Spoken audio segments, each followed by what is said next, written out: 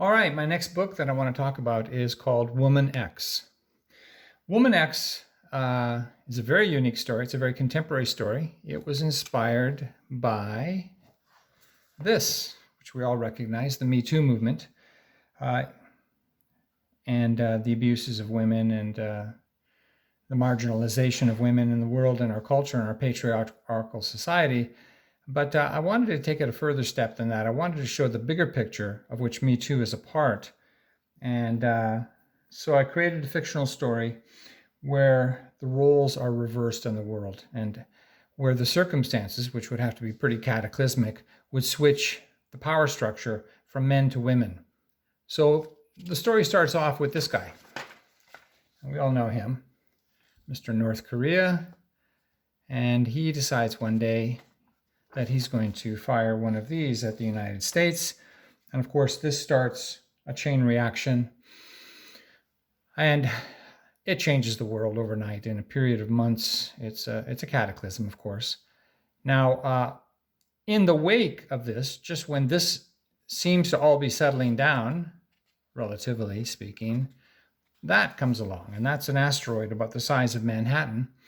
And it hits in North Russia.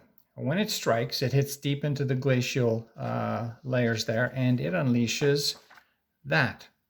Now, that's a virus. We all know what a virus looks like these days because we've just gone through the COVID pandemic. But this virus is very unique because it attacks men and it doesn't attack women. It destroys men's immune system and it makes them impotent. And essentially, in about a year or so, the large majority of men are dead.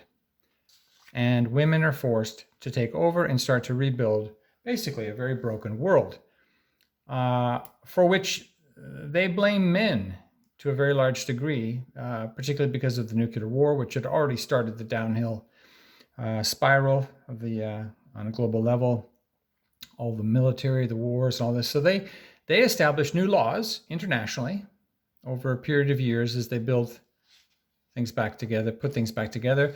Men become marginalized. Men become the object of defamation, and they are very much marginalized because they're barely surviving anyhow. There's been a vaccine developed to keep them alive, but there's so few of them that they basically become, by the laws of the land, or the new laws, they are basically a minority, and they are treated as a minority. They're very marginalized, and they are not allowed to have any positions of power or authority.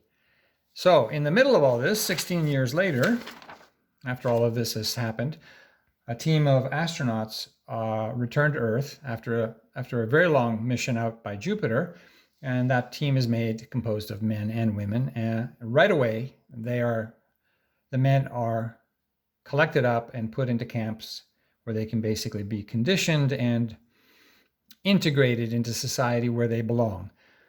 This doesn't go over very well with this particular team and the captain of this mission, and they decide that they're going to fight back. And this is where the story really ramps up, because now we have a very small faction of men and women who support them, going up against a very powerful superstructure headed by women, particularly in America, which is now called New America. And that particular president wants nothing to do with, she does not want men to come back into power. So now we have the introduction of Woman X, because Woman X is her secret weapon against men. So while this whole rebellion is going on, and you have and it's quite bloody. It's quite bloody. You have actually groups of women, underground women, who are actually supporting the men and want to return the balance in the world. But there are those in power who don't want it. And they want to keep the new utopia the way it is. So it really shows you both the imbalance and the injustice of both sides of the coin. You have the radicalization of the radical end of men in control, and then the radical end of women in control, and what happens. And it's quite an eye-opening story. So hope you read it. That's Woman X. Thanks for listening.